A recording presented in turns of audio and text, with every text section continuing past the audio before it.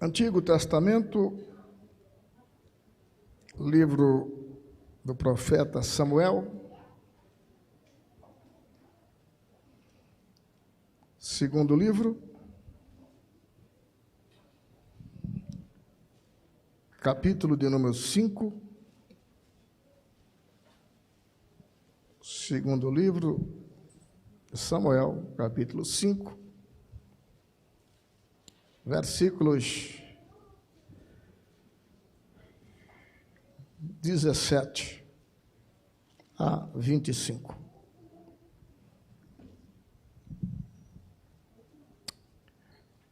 Segundo livro de Samuel, capítulo 5, 17 a 25.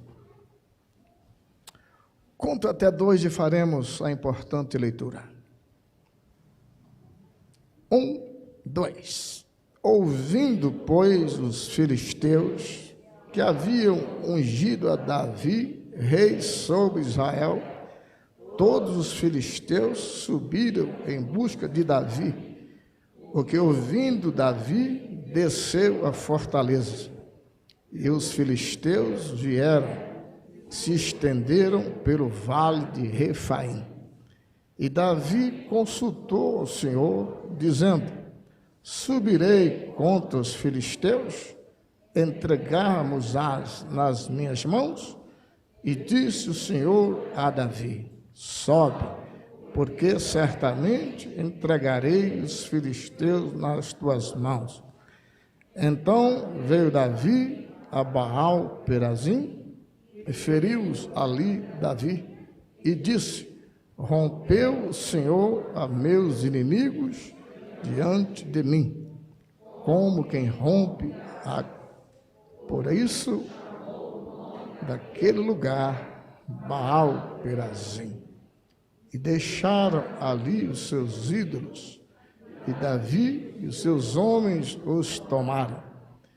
E os filisteus tornaram a subir, se estenderam pelo vale de Refaim.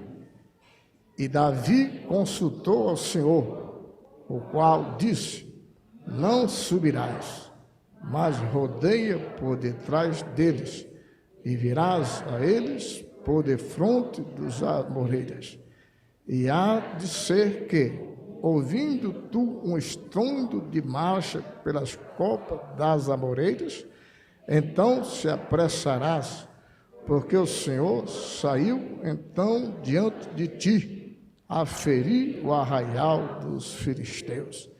E fez Davi assim como o Senhor lhe tinha ordenado, e feriu os filisteus desde Geba até chegar a Gezer.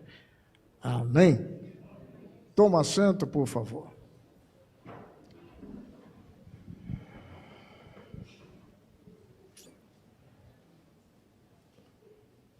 O texto que nós lemos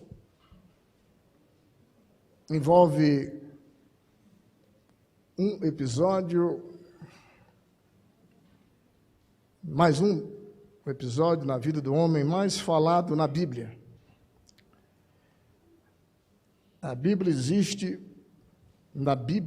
mais de 1000 referências falando de Davi. Não é um cidadão qualquer. O dia que vocês puderem ir lá em Israel, vocês deverão ir no túmulo do Davi. Vocês vão perceber que para chegar no túmulo dele, durante todo o dia tem uma fila grande, só para ver o túmulo dele. Olha que esse homem está morto há mais de 3.000 anos já. Mas foi tão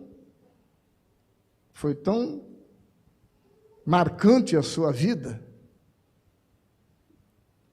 que até mais de 3.000 anos já passaram, e as pessoas que vão a Israel não voltam sem querer ver o túmulo dele. Por causa das atitudes que ele tomou quando era vivo. Nós temos no mundo atual pessoas também que são, parece que, imortais. Elvis Presley, por exemplo, está morto há mais de 40 anos. Você sabia que até hoje vende músicas do Elvis Presley? O defunto faz 40 anos que está morto, mas até hoje.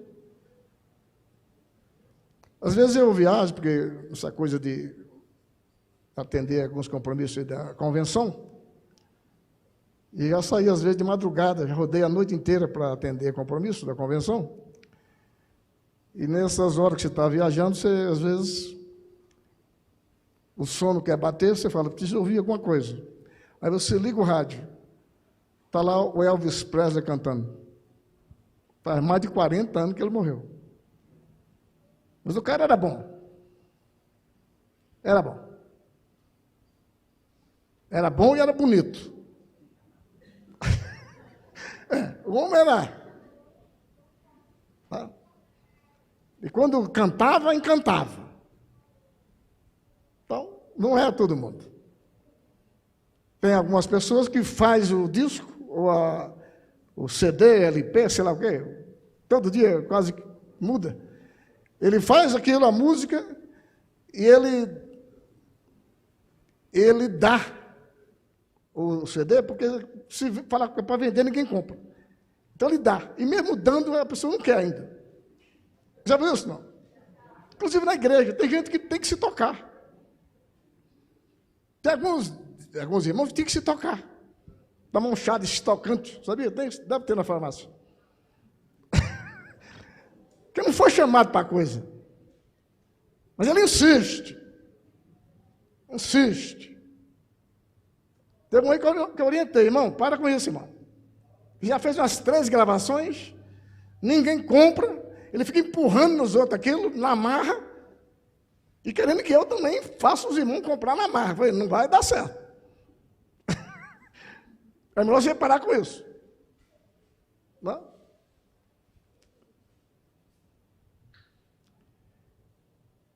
Davi foi o segundo rei de Israel. O primeiro foi Saul. E o Saul teve vida curta. Seu reinado foi péssimo. Tinha tudo para dar certo. As pessoas gostavam dele. Se você for analisar a família dele, a família de Quis, que era o seu pai, família de militares, gente famosa em Israel. Para ser rei, o povo aplaudiu, gostaram. É tanto que nem Deus queria, mas já que o povo queria, Deus falou, bom, já que o povo quer, vai. E Deus abençoou o Saul. Até profetizou. Mas, quando vem as dificuldades, os problemas, é que a gente mostra quem é. Eu e você. Na nossa festa de aniversário, ninguém que sabe quem somos nós. As pessoas vão saber quem somos é quando descobrir as nossas lutas, ver o que nós passamos e qual é o nosso comportamento. É ali que as pessoas vão saber quem somos nós. São nos momentos das adversidades que se conhece você, que vão te conhecer. Quando os problemas vieram sobre Saul, no reinado, ele começou a mentir, passou a ser insubordinado. E aí Deus disse, eu me arrependo de ter abençoado esse homem como rei. Traga aí alguém que eu queira, que eu quero. E Deus mandou um profeta ir na casa de um cidadão chamado Jessé, escolher lá, dentre os seus filhos, um que seria o rei de Israel. O profeta chegou lá, se encantou logo com os 3 filhos primeiro que viu.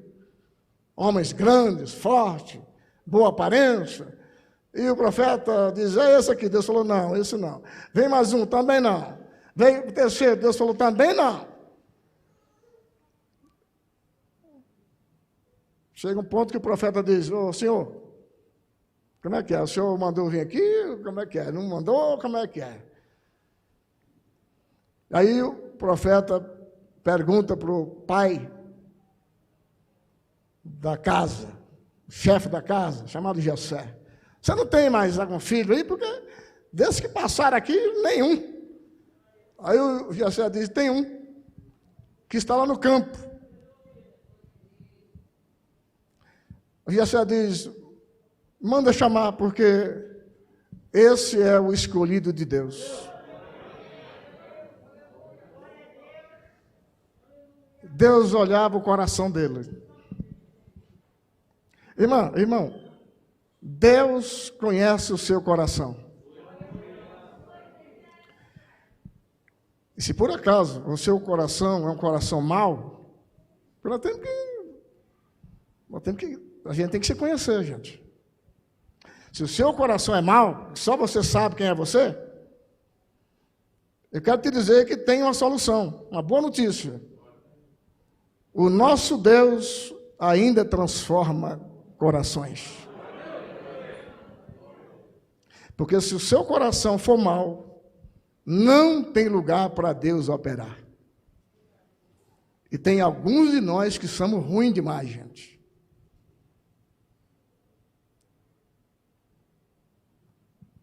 No lugar que eu passei, nós tínhamos lá um irmão, inclusive obreiro, diácono, há muito tempo lá na igreja. Mas aquele homem que, oração, você não via ele ali. Escola dominical, lá de vez em quando ele aparecia. Muito bonzinho, mas vira e mexe, as fofocas da igreja, ele estava no meio. Cidadão inconstante. Bonzinho, mas e tinha vontade de ser, queria ser presbítero, mas as qualidades não davam. Os requisitos, se fosse olhar, não tinha condições.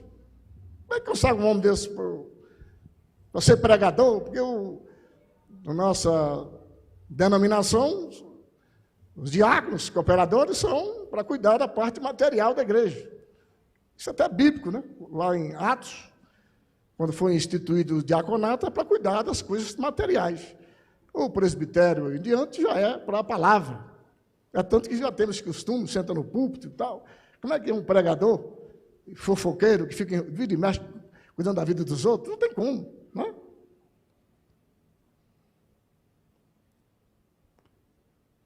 Apareceu um paraíba lá, um cidadão lá do norte, muito fiel, muito dedicado.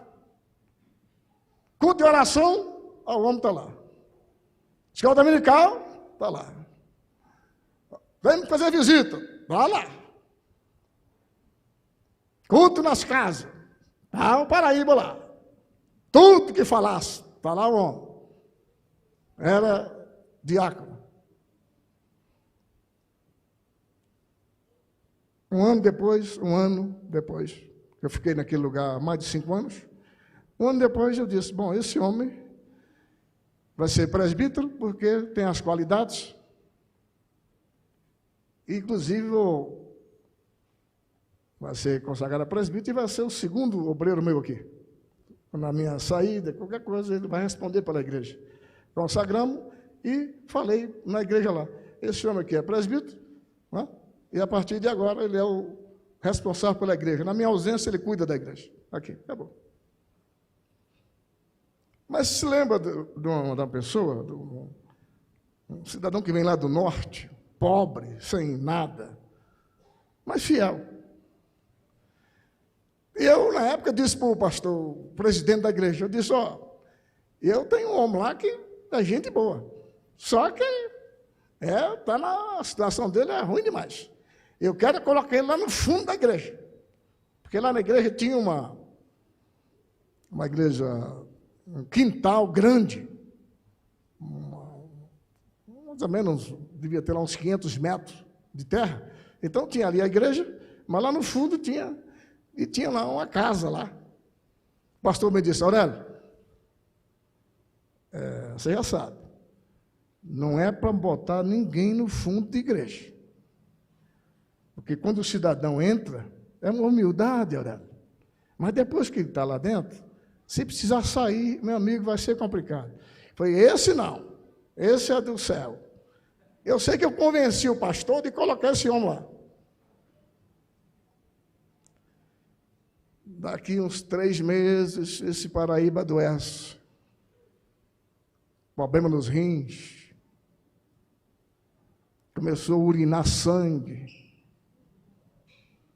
Ficou fraco, não conseguia mais andar.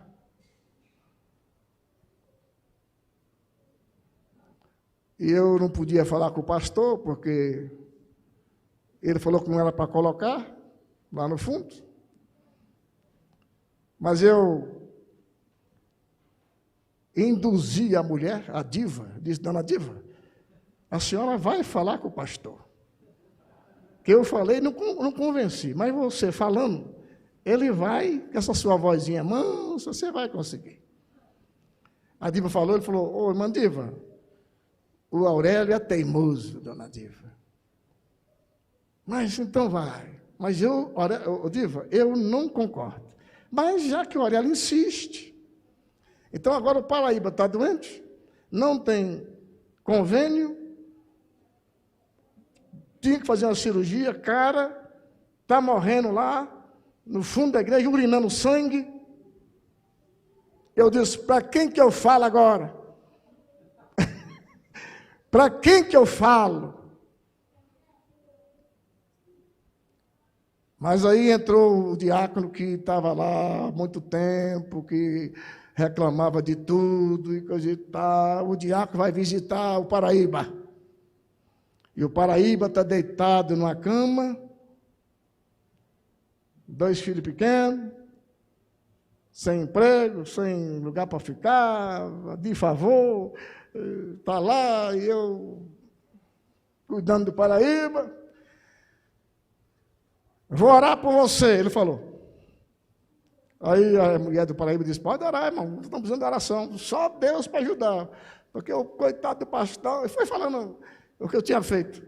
E agora o pastor está embaraçado por nossa culpa, e não sei o que, aquela choradeira toda.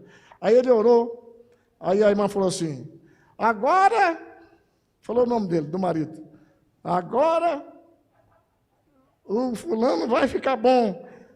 Aí ele falou, não sei se vai ficar bom, porque esse tipo de doença aí, a gente ora, mas geralmente a pessoa morre.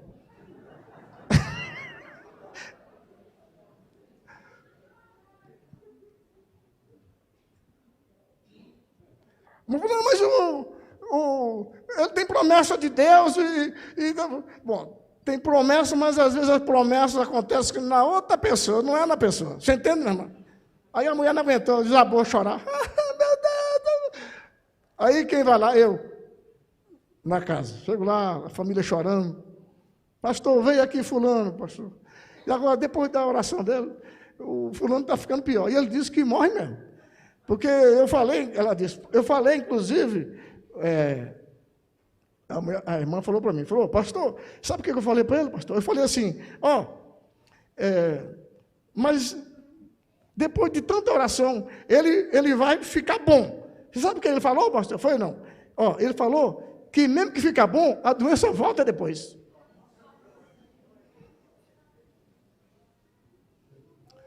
Tudo para te dizer que tem alguns no meio nosso que é ruim, gente.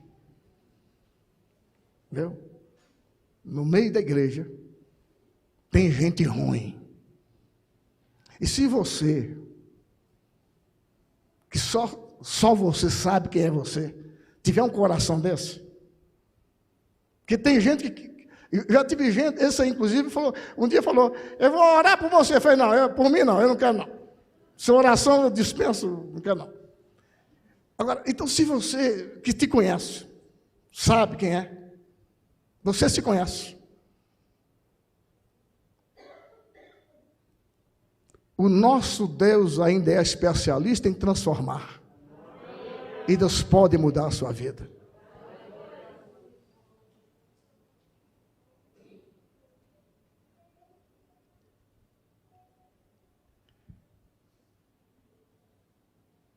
Davi é ungido rei de Israel, no lugar do Saul.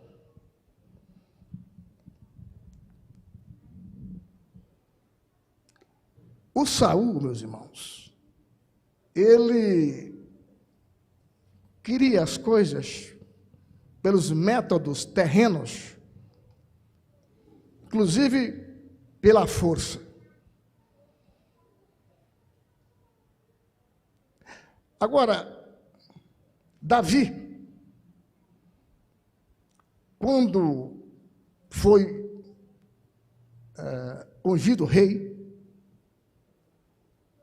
diz aqui num desses momentos, que nós lemos aqui, ouvindo os filisteus que haviam ungido a Davi, rei sobre Israel, todos os filisteus subiram em busca de Davi. Outra tradução diz, a Nova Versão Internacional, NVI, diz mais claro, que eles foram atrás de Davi para prendê-lo. Para prender. Ao contrário do Saul, sabe o que Davi fez? Ele foi orar. Foi buscar a Deus. E disse, Senhor, a turma quer me pegar. Eu vou na luta ou não? Eu vou encontrar com eles? O Senhor vai estar comigo? Deus disse, vou. Pode ir, eu estou com você. Ele foi.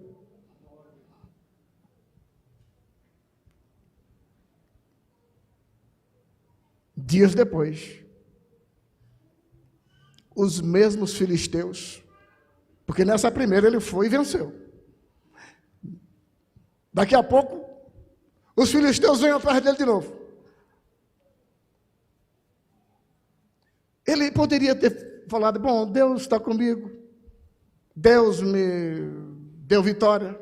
Ah, eu não vou nem, eu já vou com tudo. Sabe o que ele fez? Orou de novo. Sabe o que é isso? Ele buscava a direção de Deus para a sua vida.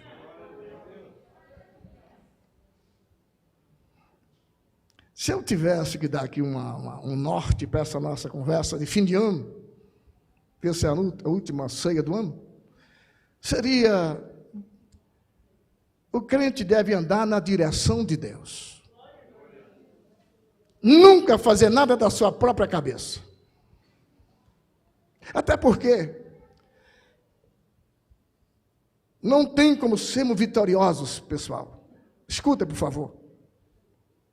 Não tem como sermos vitoriosos se nós não possuirmos 3 qualidades, pelo menos. Tem mais, mas essas 3 são fundamentais. Primeiro, submissão.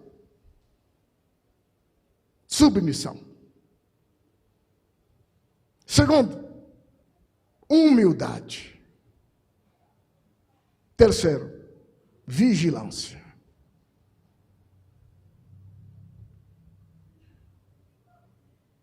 O que é a submissão?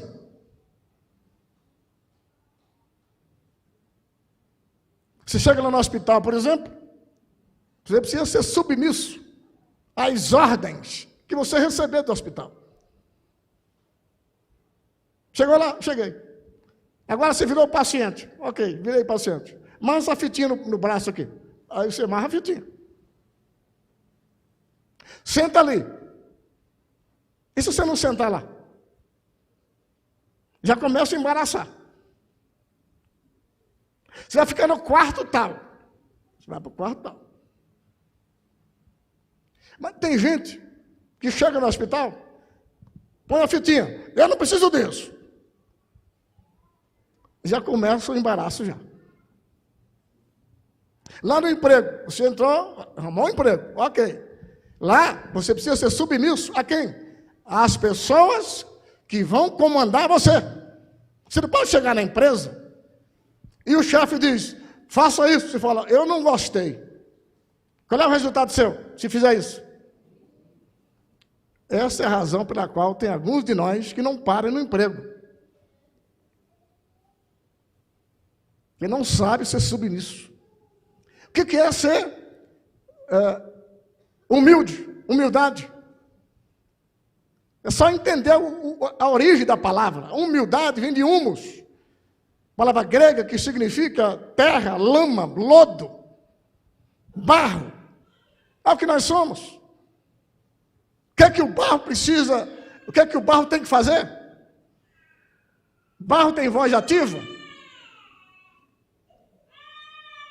O barro vai ser o que o oleiro determinar. Tem que ter esses princípios na vida, gente. Porque tem muitos de nós que a vida não vai para frente, mas de jeito nenhum. Entra ano, sai ano, começa ano, vem mais outro ano, e a gente no fim do ano diz, feliz 2000 e não sei quanto, feliz, e nada vai mudar. Porque só vai mudar se você mudar.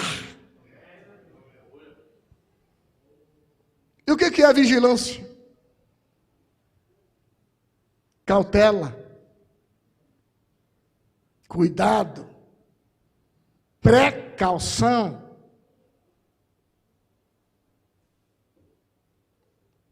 Para quê? Para tudo que você for fazer. Precaução, cuidado, prevenção. Não seja atirado, atirada. Escuta qualquer coisa, já começa a falar. Chega um destrambelhado, fala qualquer coisa e você já vai dando ouvido. Escuta qualquer um. Qualquer pessoa vai para a sua casa. Qualquer um virou seu amigo. Qualquer um é o seu confidente. Cautela, irmão. Vai devagar. Cuidado.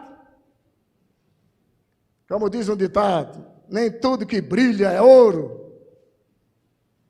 Escute. Filisteus vem vindo, Davi. Ele disse o quê? Vou falar com Deus.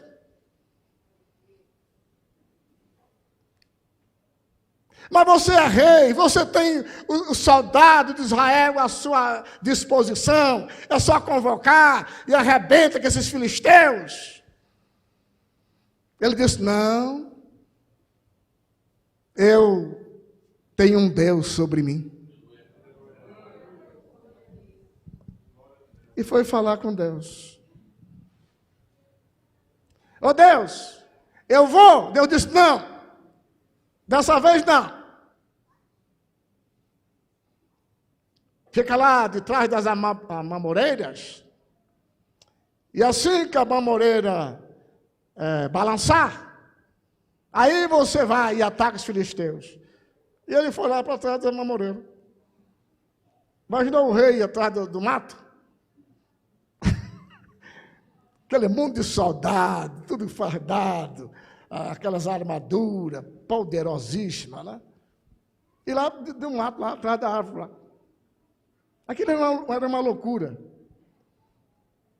Ô irmão, você pode ser chamado de quadrado, de otário, de sem juízo.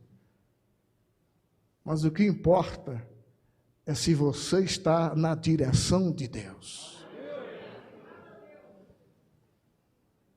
Sua preocupação precisa ser como você está diante de Deus. Por quê, queridos? Os filisteus fugiram, mas depois voltaram. Sabe o que isso quer dizer? Que a vida cristã é uma batalha diária. Diária. É 24 horas por dia. É 7 dias na semana. É 30 dias no mês. A vida cristã é luta o tempo inteiro.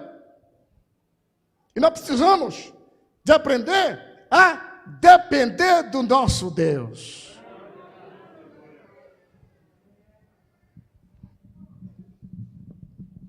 Deus diz, não subirás. Veja o versículo 22. Os filisteus tornaram a subir, se estenderam pelo vale de Refaim, e Davi consultou o Senhor, o qual disse, não subirás, mas rodeia por detrás deles, e virás a eles por defronte das amoreiras.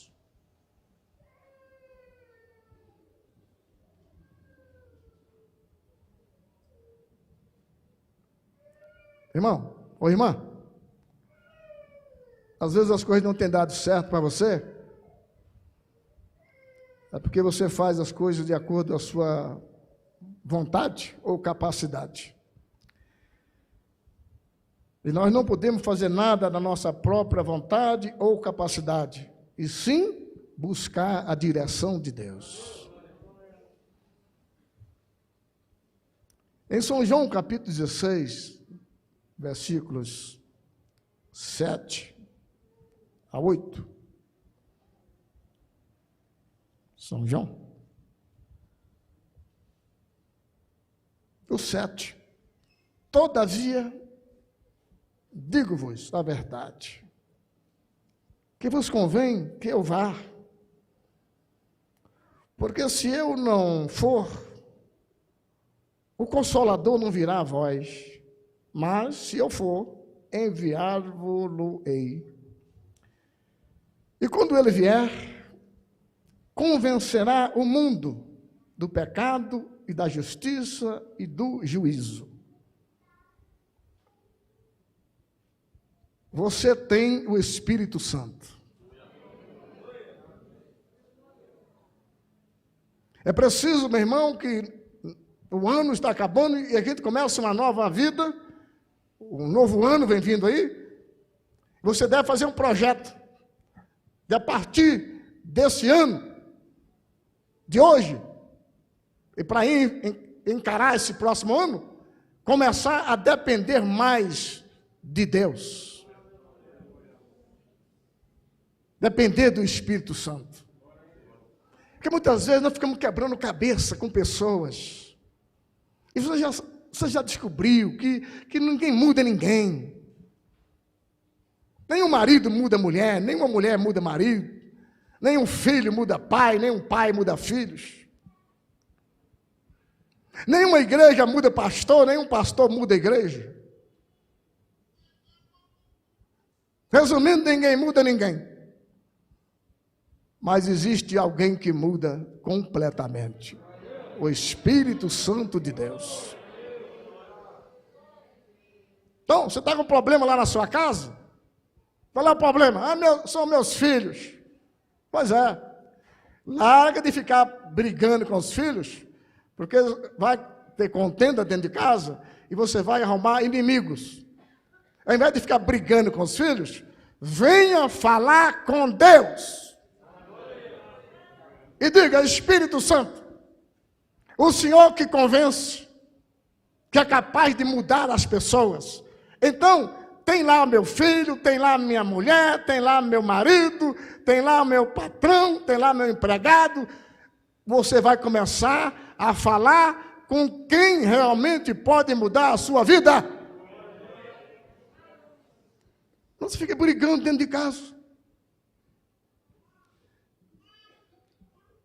Porque diz aqui, quando ele vier, convencerá o mundo do pecado e da justiça e do juízo. Do pecado, porque não crê em mim. Da justiça, porque vou para meu Pai e não me vereis mais. E do juízo, porque já o príncipe desse mundo está julgado. Em outras palavras, coloca o Espírito Santo na sua vida e as coisas vão ficar mais fáceis.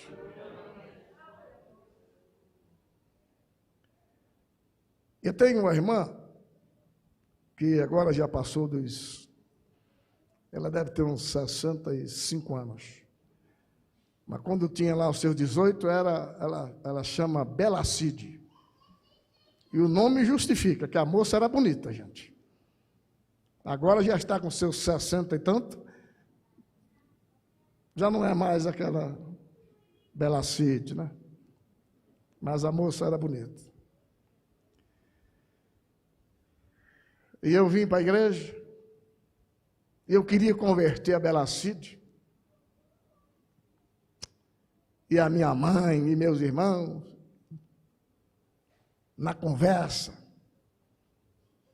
como na conversa não estava dando, eu comecei a querer convencer no porrete mesmo.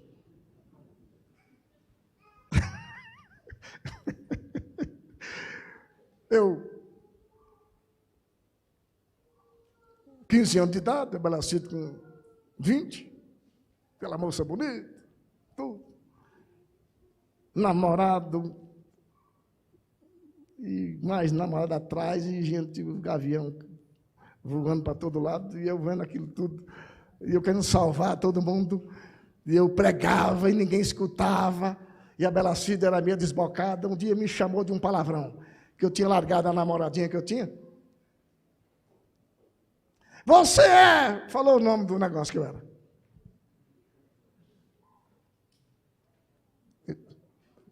Você é o quê? Falou o nome de um bicho. Você! E eu eu era o pregador da casa, eu que falava de Jesus para todo mundo. E a gente lá em São Paulo, morando numa casinha, um cômodo. Sabe o que é cômodo de casa de pobre quando vem do norte, né? Ali naquele cômodo tinha tudo. Fogão, cama, guarda-roupa, guarda-louça, guarda-tudo, estava lá. Naquele cômodo. Ali a gente dormia, comia, ali era tudo. Tinha um armário assim, que aquele armário era o xodó da casa, lá que guardava tudo. E essa Belacide falou para mim assim, 1 metro longe de mim aqui. Você é! E falou com vontade mesmo. Eu era magrinho, que agora estou até meio fortinho. Mas eu era magro, bem magrinho. Peguei essa Belacide, levantei nos braços aqui. Peguei nos 2 braços, levantei. Ela ficou no alto. E com toda a força que eu tinha, eu joguei essa moça lá. Quando ela bateu lá assim, espatifou o armário todo e foi caindo panela, caindo documento, caindo roupa, caiu tudo. Aí a família estava assim, alguns pessoas, o Satanás, esse é o Satanás, é o pregador, é o salvador do mundo, olha o que ele fez aqui, isso é o diabo, que era eu.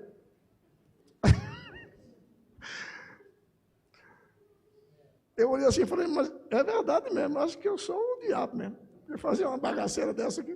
Como vai completar mais agora? Cheguei lá na igreja e falei, pastor, queria falar para o senhor que eu vou largar esse negócio de crente. Esse negócio de crente não é para mim. O que está acontecendo? Eu falei, eu quase matei minha irmã hoje. E lá em casa eu estou manjado, nem sei como é que eu faço para voltar lá. Porque a bagaceira hoje foi forte. O pastor me chamou do lado e falou, Aurélio, você tem que aprender uma coisa, menino. Primeira coisa, você cala essa boca.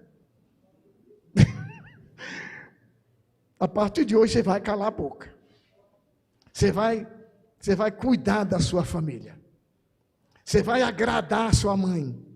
Você vai agradar essa sua irmã. Esses seus irmãos. Você vai orar por eles. Dentro de casa, não precisa pregar, não prega mais não, lá não. Mas sempre que você puder, leva um agradinho lá em casa.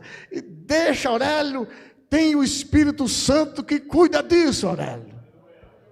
Você não vai mudar ninguém, menino. Aí eu animei. Passei numa padaria, comprei um bombom, enrolei o bombom. Cheguei lá em casa, ô, Belacide, fala, Satanás! Eu mudei, meu irmão, mudei. Mudou nada. Só o demônio, quase me matou.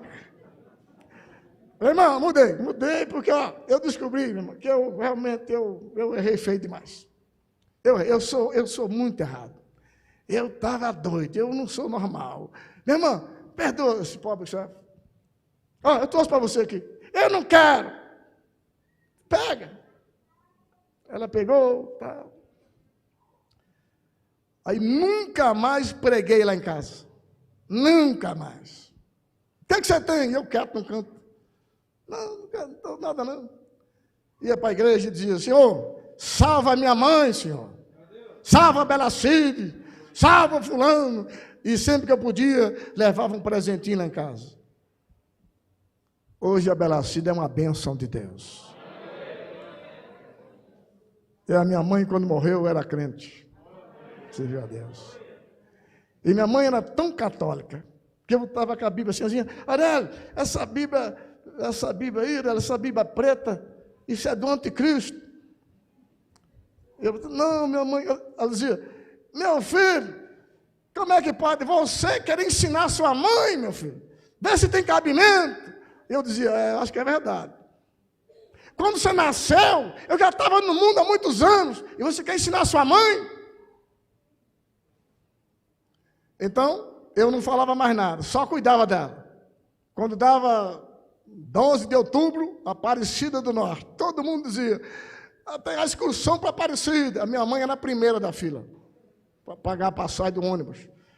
Meus irmãos, que eram católicos, eu não vou não, eu também não vou. Aí eu dizia, eu vou. Entrava no ônibus junto com a minha mãe, e eu era crente. E ela ali com a Aparecidazinha do lado, o terço, ia rezando o texto lá, até chegar a Aparecida. E eu do lado. Chegava lá em Aparecida, eu dizia, ó, daqui a pouco eu volto que hora vai acabar isso aí? Tá hora, então eu volto aqui.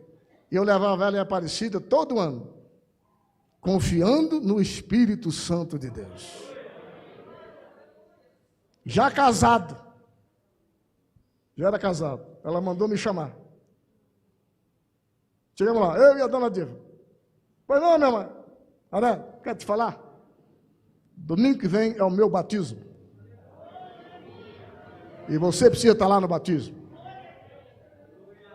Aí eu perguntei, como é que você vai batizar, mas como é que mudou? Falei, Aurélio, dias atrás, eu tive um sonho. Teve um sonho? Tive. Tem uma multidão andando, e eu estava naquela multidão andando. Outra multidão, estava você, andando. E você sabe o que aconteceu? Uma voz falou para mim, Jerônima, o caminho que o seu filho está indo é o caminho da vida, da salvação. Sai, Jerônima, vem. Ela diz, olha, quando eu acordei, na minha cabeça estava tudo claro. Eu entendi o que é ser salvação, o que é ser salvo, o que é servir Jesus, o que é religião. Na minha cabeça está tudo claro. Eu entendi tudo. E outra coisa que eu quero te falar, eu ando jejuando por você e pela Diva faz tempo. Quem é que faz uma pessoa mudar assim, gente? A não ser Deus.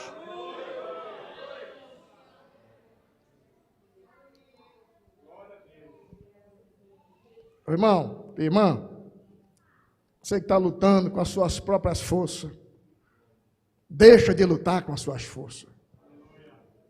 Começa a dizer para o Espírito Santo, eu sei que o Senhor é que convence, é que tem poder para mudar pessoas. Então, está aqui fulano, ciclano, está fulano e tal, está aqui eu mesmo, eu não consigo me mudar, mas eu estou aqui e tal, e você vai ver que a bênção de Deus vai chegar na sua vida. Deus te abençoe, no nome de Jesus.